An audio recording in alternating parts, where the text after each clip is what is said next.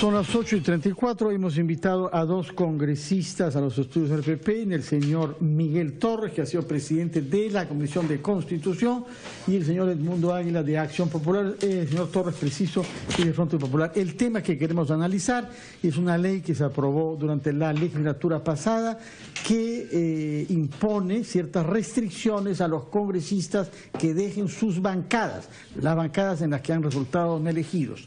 Esta ley ha sido impugnada por algunos congresistas, especialmente de Acción Popular, entre otros partidos, que han presentado una queja contra esta ley ante el Tribunal Constitucional por considerar que estas restricciones violan derechos constitucionales de los congresistas. La audiencia del TC se llevará a cabo hoy en Arequipa y antes de darle la palabra a los dos congresistas invitados acá, nos vamos a Arequipa, donde se halla el congresista Alberto Quintanilla del Frente Amplio, o debo decir más bien, Bloque Nuevo Perú. Buenos días, señor Quintanilla. Buenos días, Fernando. Buenos días a todos los oyentes de Radio Cama del Perú, y también a congresista del Águila, al congresista en Castro. Un saludo a todos. Torres. Bueno, ustedes son 10 personas que han dejado de ser parte de la bancada en la que fueron elegidas, son los primeros concernidos por esta ley. ¿Qué argumentos jurídicos piensa usted que pueden prevalecer ante el Tribunal Constitucional contra esta ley aprobada por el Congreso? Mire, el Tribunal Constitucional ha venido aplicando el criterio del test de proporcionalidad. Si la ley es idónea, si la ley es necesaria y la ley es proporcional, y si no viola la Constitución en los tres casos. Nosotros creemos que en los tres casos la ley viola la Constitución, porque si fuera la norma idónea, el problema que se quiere enfrentar es la debilidad de los partidos y la fragmentación de la bancada. Eso corresponde a una ley de partidos y corresponde a una normatividad de bancadas, no corresponde, digamos, a una restricción de los derechos de los congresistas en una circunstancia determinada. En cuanto a que sea necesario, sí es necesario, pero más necesario son las leyes que he mencionado, y lo que más bien resulta una necesidad es que los que no son agrupados por ahora nos organicemos. En los últimos días hemos estado conversando con los integrantes de la mesa directiva y de las bancadas, por ejemplo, para la conformación de las comisiones del Congreso de la República, y ahí nos han planteado la necesidad de que nosotros actuemos en bloque, y hemos actuado en la práctica como si fuéramos una bancada. Y respecto a la proporcionalidad, ciertamente de aplicarse una norma como es el artículo 37 modificado del reglamento nuestro, simplemente se nos estaría aplicando veladamente una sanción no especificada por un plazo mucho más allá de lo que permite la Constitución en su artículo 93. Viola, en resumen, los criterios de libertad de organización, el derecho de libertad de conciencia y el criterio, digamos, de que las normas deben ser, para ser aplicadas en una sanción previamente establecidas, y deben ser proporcionales al hecho. Muchas gracias, congresista Quintanilla, desde Arequipa, en donde sesiona entonces el Tribunal Constitucional el día de hoy. Señor del Águila, su bancada no ha tenido nadie que se halle en esta situación, son 5, siguen siendo 5 hasta nueva orden. Sin embargo, ustedes están contra la ley y piensan que efectivamente viola derechos constitucionales. Y déjame agregar, con tu venia, Fernando. Por favor. Aparte que no tienen perjuicio, ¿usted sabe cómo le habría cedido esta ley a Belaúnde en el primer gobierno cuando se rompió Acción Popular en cebanistas y belaundistas? La disciplina que hubieran tenido el Congreso en ese momento, los 2 años finales fueron espantosos. Cuando Acción Popular, usted era muy joven, nosotros éramos niños, no sé si usted es más joven que yo. Claro, que año nací, usted no vio eso. Pero se destrozó, fue una cosa completamente... Se deshizo el Congreso de Acción Popular, no controló más Belaúnde después del Congreso de Cajamarca del año 67. Entonces, usted, yo no sé por qué se opone. Si hubiera tenido esa ley Belaúnde del año 67, no hubiera tenido el problema político tan serio que tuvo, que se evocó un golpe de Estado. A ver, primero nosotros agradecemos a Fuerza Popular por tener esa iniciativa de poder reivindicar actos y pasados que llevaron pues a todo el país a conocer. Finalmente, un tema de transfugismo puede tener fondos distintos, o cambio de camiseta puede tener fondos distintos, lo cual indudablemente ha hecho que, en base a una enmienda, una propuesta realizada en este Congreso, pueda de cierta forma encaminar el tema. Que el Congreso pasado fue horroroso. Sí, como bien tú lo dices, Aldo, es necesario. Lo que nosotros queremos es finalmente que pueda mantenerse una armonía tal cual la voluntad de los electores así lo manifiesta. Si los electores finalmente decidieron que los grupos que representen al Congreso, hoy en día son 6, así debería empezar y así debería terminar. Pero lo que sí es cierto que esta ley presentada es perfeccionable, es mejorable y quizás evitaría no atentar contra unos elementos muy particulares y puntuales de ciertos... Pero esa no es la congresistas. filosofía del Lescano. Lescano dice que debe tirarse toda la ley abajo y punto.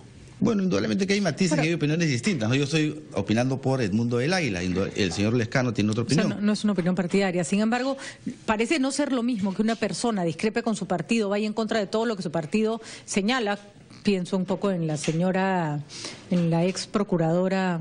Donaire. No, Jenny Villatoma, que no se pueda con que un grupo político se vea partido en dos por la intransigencia de algunos de sus dirigentes. O sea, el caso de Frente Amplio es mucho más complejo, ¿no?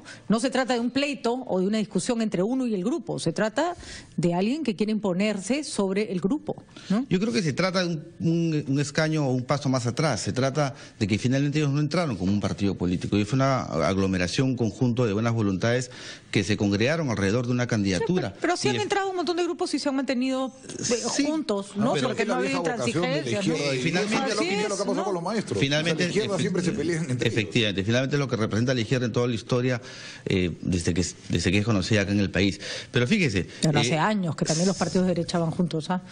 ¿Qué fue los grupos cuando postulaba la señora Lourdes Flores? Finalmente Pedro Pablo Kuczynski también ha sido una especie de mezcolanza de un montón de grupos distintos, ¿no? Que el partido es nuevo y tiene muchos independientes, al igual que seguramente Fuerza Popular, que hace todo el esfuerzo por construir partido, lo cual me parece bien, porque esa finalmente lo representaba Alfredo Barnechea, que no era de Acción Popular, ¿no? Alfredo Barnechea tiene 4 años de militancia y cuando él postuló ya tenía 3, o sea que... Sí, claro, postuló y antes había sido alcalde, había sido... un aprista confesado, no sé. Lo cierto es que no tengo nada en contra de Alfredo Barnechea, pero no parecía pues el representante más sólido de Acción Popular, pero ¿no? Indudablemente que todo mundo tiene derecho a cambiar y a reivindicarse. Yo no creo que tú mantengas la misma ideología y la práctica hace 20 años. Hay que reconocer que usted tiene unas broncas tremendas internas, pero no se rompen. Tiene el problema de Mesías Guevara, tiene el problema de Vitocho como lo es todo partido, Aldo. Un partido tiene esa dinámica, ¿no? El partido no es un lecho de rosas, es un lugar donde uno va a poner su punto de vista y donde la discrepancia indudablemente es alta. El PPC en estos momentos, ¿no? Sí, pero nosotros, como bien lo dices tú, mantenemos una hegemonía. No entendí la posición. Entonces, que se fundan los de Frente Amplio y el otro grupo. Bueno, que se fríen. Fíjese, yo particularmente le voy a hablar como miembro del Consejo Directivo y hoy en día como al vocero del torno del partido. Al Frente Amplio, al conjunto de Frente Amplio, los 20 congresistas, se le ha dado muchas oportunidades para que ellos puedan encontrar el diálogo y la solución, porque lamentablemente dentro de la normatividad del Congreso no está estipulado un tema parecido. Entonces, pero cada vez que se le da alternativa, en vez de mejorar la situación, se empeoraba. De acuerdo. Veamos, señor Miguel Torres, me temo que a usted le toca defender la ley que usted promovió y que usted votó. ¿Por qué es que no es anticonstitucional esta ley? Sí, a ver, lo primero... Sobre todo el mandato imperativo que el comercio dice que es el principal punto. Sí, yo lo primero que agradezco al mundo es que, en efecto, sí, yo también lo veo como que esto es saldar una deuda que tenía el fujimorismo. Y no tengo temor en decirlo, ¿eh? En la década de los 90, lastimosamente, el transfugismo fue uno de los terribles delitos que se cometieron dentro de la política y uno de los principales responsables fuimos nosotros. Ante eso, la solución podría haber sido un discurso muy bonito de condenarlo y nos hubiéramos quedado en ello. Pero nosotros, teniendo esta oportunidad histórica en la cual tenemos una mayoría importante en el Congreso, decidimos dar un paso adicional y escuchar voces como la de Transparencia. Transparencia fue muy clara en su propuesta. Ellos señalaban de que en casos como este lo que tenía que hacerse era ir más allá incluso, quitarle el derecho a proposición de normas. O sea, los proyectos de leyes no podían ser presentadas de acuerdo a lo que decía Transparencia. No se le debía permitir siquiera ser ministro. Entonces nosotros creemos que hemos sido bastante más proporcionales, ¿no? El día de hoy, yo la verdad es que no sé exactamente qué versión y disculpa que lo diga porque sé que es tu compañero de bancada, pero no sé qué versión del Lescano voy a ver hoy día.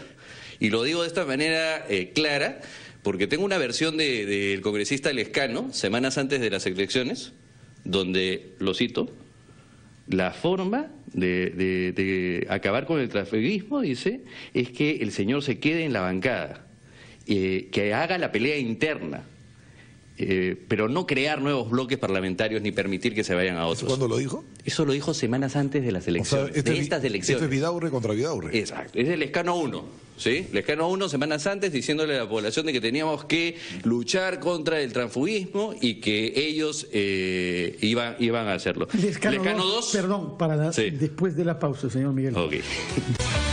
Son las 8:49, la palabra la tenía el congresista Miguel Torres, uno de los inspiradores de esta ley que el 15 de octubre pasado volvió imposible que un congresista salga de su bancada para integrar otra o para crear otra. Señor Torres. Sí, de hecho les estaba comentando que yo tenía mucho interés en ver qué señor Lescano era el que se presentaba el día de hoy en el informe oral, ¿no? Porque el Lescano 1 era, como les contaba, el que días antes de las elecciones, semanas antes de las elecciones, decía la forma de luchar contra el transfugismo es que hacer que el señor se quede en la bancada, que haga pelea interna, pero no crear nuevos bloques parlamentarios.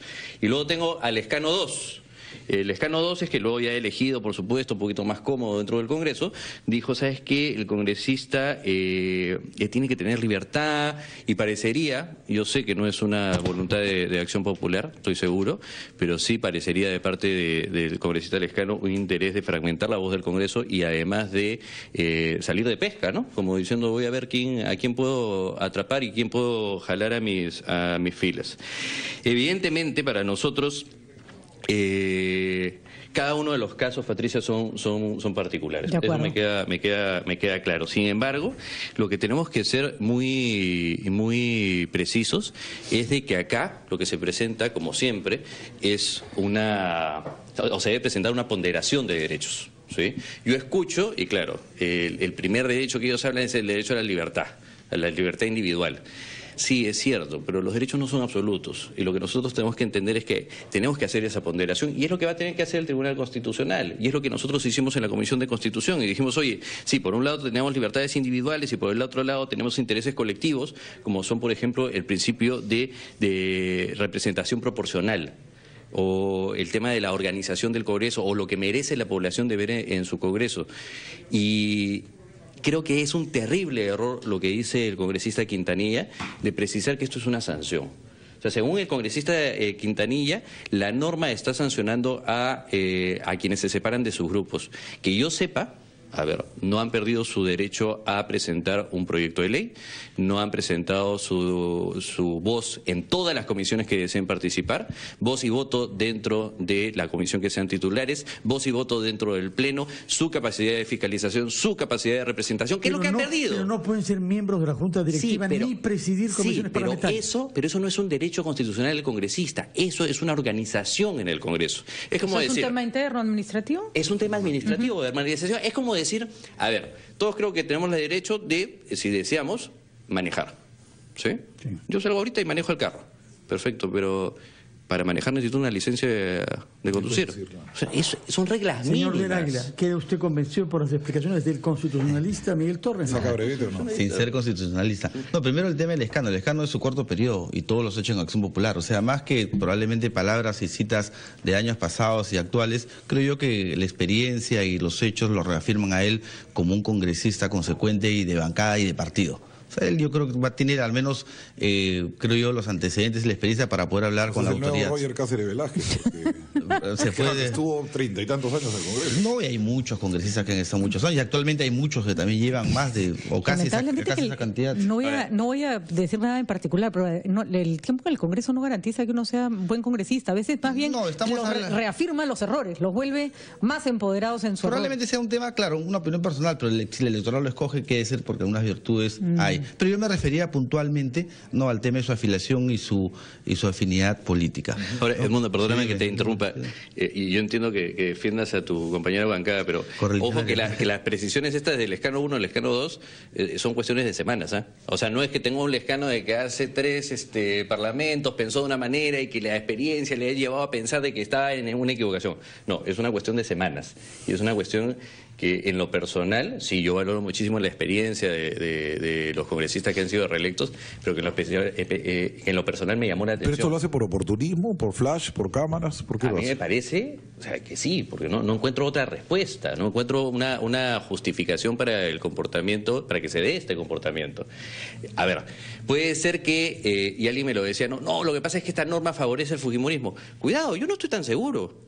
¿Por qué no? ¿Por qué no? Porque en realidad, vayamos en el supuesto negado de que la norma sea declarada inconstitucional. Supuesto, que yo por ejemplo, creo que no. que hayan 23 fujimoristas que hayan firmado una carta de apoyo a un líder posible. Esas son elucubraciones. Ellos saben que no pueden salirse. Porque no, pero esas son elucubraciones. No, estoy constatando hechos y pregunto a base de ellos. Esas son elucubraciones que yo en realidad me llevarían al otro extremo. Yo, si es que esta norma sea declarada inconstitucional, tengo mis dudas. Yo pensaría que en realidad, en vez de descender, nosotros podremos ascender en número. Han habido varios congresistas de otras bancadas que nos han dicho, que no nos podemos pasar porque ustedes ya pusieron certeza sobre ese tema. Pasemos a otro, porque se ha ilustrado como telonero de Keiko Fujimori en Nueva Jersey, Estados Unidos, donde se le ha escuchado con una voz alejada de los foros, anunciando la candidatura presidencial de Keiko para el año 21. Cuéntenos cómo ha descubierto esa nueva vocación de activista de mítines políticos en un país lejano. La verdad es que yo no sé por qué ha generado tanta conmoción esto, las pequeñas palabras que pude dar allá a una invitación de peruanos en el extranjero, de personas que están evidentemente simpatizantes de Fuerza Popular. Lo que yo dije es lo que normalmente el militante de Fuerza Popular, el fujimorista, considera, ¿no? Nosotros deseamos ver a Keiko Fujimori presidenta. Ojalá que esto se dé en el 2021. Yo, y lo he dicho allá, considero que ya está en todas las condiciones, está preparada, está lista para poder afrontar este gran reto. ¿Y cómo haríamos con las anotaciones de Odebrecht? ¿A qué te refieres, Patricia? Ay, señor Torres, eso lo tengo que explicar. A lo que acaba de decir el fiscal, que habría el Keiko 500. Exacto, que hay anotaciones en la agenda del señor Marcelo Odebrecht, con el celular, no me queda claro, todavía no lo han especificado, sobre que la señora Fujimori habría recibido aportes de campaña. Sí, mi pregunta en realidad, Patricia, no es si es que hubiera alguna novedad en las noticias, sino que quería saber exactamente cuál era la postura. ¿A cuál de todos los aportes me refiero? No, ¿cuál es? No, y acá sí quiero ser tajante, y acá sí me pongo serio y tajante porque nosotros no hemos tenido respuestas tibias. Nosotros hemos sido categóricos. Nosotros hemos dicho no hemos recibido. Patricia, perdóname, no hemos recibido, y esto quiero que quede bien claro, no hemos recibido dinero de ninguna empresa brasilera constructora. No hemos recibido ningún dinero de una empresa brasilera, ni Keiko Fujimori, ni Fuerza Popular, ni Fuerza 2011. Pero discúlpeme, congresista Torres, lo raro, lo que sería noticia y lo que sería primera plana de todos los diarios es que dijeran, sí, hemos recibido dinero de Odebrecht. Hasta Toledo ha dicho que no ha recibido. La respuesta categórica es la predecible. Lo que le estoy preguntando es, ¿existen indicios? ¿La Fiscalía lo ha... ¿Cuál es el indicio? ¿Usted cree que la Fiscalía va a pedir información a Brasil si es que no tiene alguna causa? No, y es más, yo le agradezco a la Fiscalía y le voy a invitar a la Fiscalía que pida 10 veces más información. Porque cada vez que lo pida, ¿sabes lo que va a suceder? Va a suceder que van a responder y van a decir, sí, pues podrán encontrar quizá, porque hasta ahora no ha habido una comunicación oficial, podrán encontrar quizás una anotación de alguna intención que tenga este señor Odebrecht. ¿Y cómo está usted tan seguro ¿cómo está usted tan seguro que no se recibió plata en campaña? Muchos de los congresistas que han postulado con determinados candidatos no tenían idea de cómo se manejaban las finanzas. ¿O usted era tesorero? ¿Qué cosa? No, pero yo sí reitero, como parte de Fuerza Popular, como subsecretario nacional, sí estoy autorizado para decirte Keiko Fujimori no recibió, Fuerza Popular no recibió, Fuerza 2011 no recibió. Lo raro sería que nos dijera otra cosa. El mayor corruptón de Latinoamérica ponga Keiko 500. ¿Qué puede pensar alguien? En el caso, porque hasta ahora te vuelvo a repetir, Aldo, no tengo una comunicación oficial de la Fiscalía de Brasil que así sea, pero en el caso negado que fuera, una persona puede anotar todos los deseos que quiera en esta vida.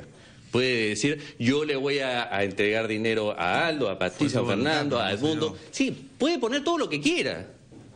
Será su wish list, como quien dice. Pero de ahí a que haya encontrado eco en la persona que tenía que entregar el dinero, hay una historia abismalmente diferente. Lejana. Muchas gracias, congresista Miguel Torres. Muchas gracias, congresista Edmundo Águila. Si me permite, antes Fernando, de irnos a la selva. solamente algo que sí me llama la atención y que los invito a hacer es que el día de ayer salió todo esto y a mí en realidad me parece una cortina de humo, porque ayer ha habido una noticia que los medios de comunicación no han resaltado, y es que el procurador Jorge Ramírez, estrenando su cargo, ha solicitado que se deje sin efecto la resolución que prohibía la transferencia de Olmos.